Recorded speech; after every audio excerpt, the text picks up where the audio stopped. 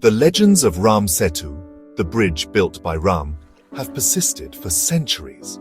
A bridge said to connect India and Sri Lanka, built by the jungle men or Vana in the epic Ramayana. But what if this story isn't just folklore? What if there's more to this ancient wonder than meets the eye? What if this was a geoengineering marvel of the past? In 2020, amidst the tense aftermath of the Galwan Valley conflict between India and China, Dr Ritesh Arya was stationed in the remote fields of Galwan, conducting groundwater exploration for the Indian Army. He had seen Kargil War in 1999, but this terrain was different. It was during this critical mission that he received an unexpected call. Discovery Channel wanted to explore Ram Sethu.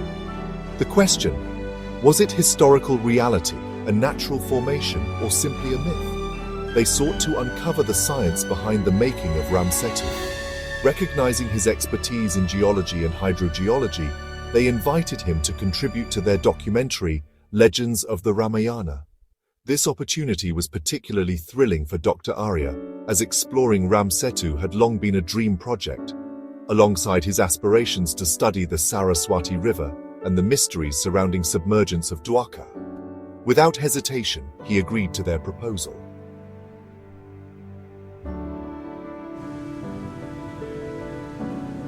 Within days, he found himself in Dhanushkodi, standing at the edge of the Indian subcontinent, ready to delve into the scientific exploration of this legendary structure where the ocean's power has claimed much of the land.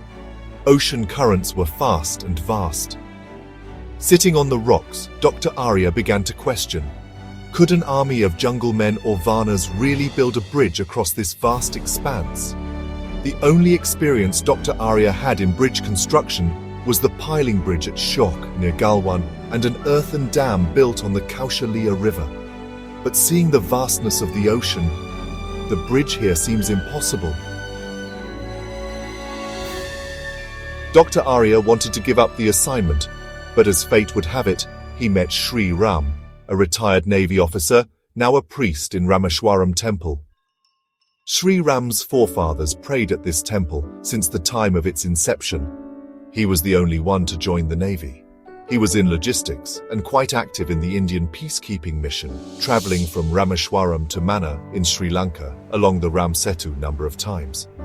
He had a lot to share about his fascinating observations. The region where Ram Sethu lies is shaped by the mighty ocean currents at the confluence of the Indian Ocean and the Bay of Bengal. These currents move in opposite directions, each active for 6 months. In the ocean, there were still remnants of Ram Sethu, and you can stand on the land. I was quite excited to hear this. These observations were enough to fuel Dr. Arya's thoughts. Dr. Arya concluded, the Bay of Bengal's waters are influenced by the northeast trade winds from December to May, blowing from the northeast towards the southwest. These winds push sediments from the Ganga, Brahmaputra, Mahanadi Godavari, Krishna and Kaveri, causing cyclones. Meanwhile, the southwest monsoons drive the Indian Ocean currents from southwest to northeast. These powerful winds bring rains from June to October in the Indian landmass.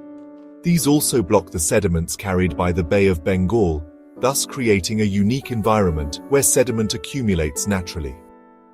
Perfect for the creation of this wonderful structure known as Ram Sethu. At the heart of this phenomenon lies the concept of marine sand dunes, subaqueous structures sculpted by the relentless force of ocean currents. Much like their desert counterparts, these underwater dunes form through the accumulation and movement of sand. However, the driving force here is the dynamic flow of water rather than wind. On one flank, sandbars stretch in linear formations, a testament to the unidirectional flow of prevailing currents. In contrast, the opposing side reveals undulating, wave-like patterns, natural masterpieces etched by the ever-shifting marine environment. These formations are not merely geological curiosities, they play a crucial role in coastal ecosystems and sediment transport. The ingredients to make the bridge, sand and limestone shells, were there. The next question was, how did they fill the gaps between the dunes? Fossilized corals were used in the construction of Rameswaram's old railway bridge. The buildings, the church, the railway station, and the trek were all made from coral. When Dr. Arya visited the Coral Research Institute, he discovered two types of coral, floating and non-floating. Could ancient builders, the Ram army men, have employed a similar geotechnical strategy? Floating corals could fill gaps in the sand dunes, while heavier fossils would anchor the structure. It was clear the jungle men, or Vanaras, guided by ancient wisdom, used the natural forces of the sea to create a bridge. Satellite images and oceanographic studies reveal a series of sandbars and shoals, aligning perfectly with the flow of the ocean's currents. These aren't random formations. This structure is a result of nature's forces working over millennia, so everything was in order. Now the question was to find the place where so much floating and non-floating coral could be found. After some research, Dr. Arya found the spot near Manipad Island where the entire land was a coral land, now uplifted about 2 meters due to neotectonic movement and dated to be around 6,000 years from present. Now Dr. Arya had all the ingredients to make the bridge: the sand, the cement, the corals, and this was a great relief.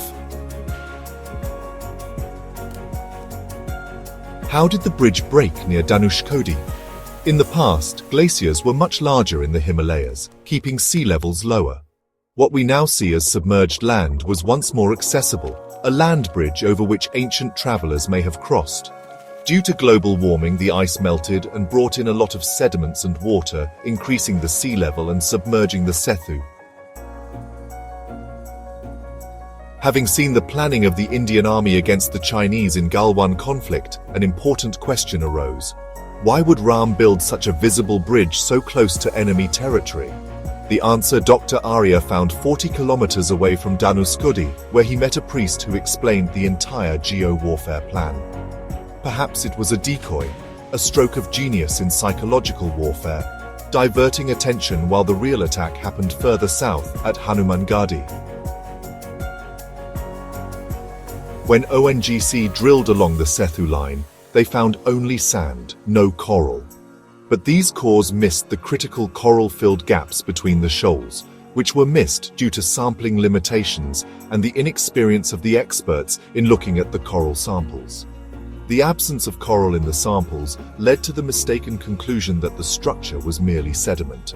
This absence of evidence became evidence of absence, a critical oversight. As we conclude our exploration of Ram Sethu, we recognize it as a remarkable convergence of natural formation and potential human intervention. Geological studies suggest that this 30-kilometer chain of limestone shoals connecting India and Sri Lanka formed naturally over millennia through sedimentation and coral growth. However, the bridge's precise alignment along opposing ocean currents and certain structural features have led some researchers to propose that ancient humans have enhanced the formation of Ram Sethu by placing fossilized corals to bridge gaps, making it passable. This blend of natural formation and potential human craftsmanship makes Ram Sethu a unique intersection of geology, history, and mythology. Notably, Dr. Ritesh Arya, an award-winning hydrogeologist, highlighted these aspects in the Discovery Channel's documentary series Legends of the Ramayana, a Tethys Fossil Museum production.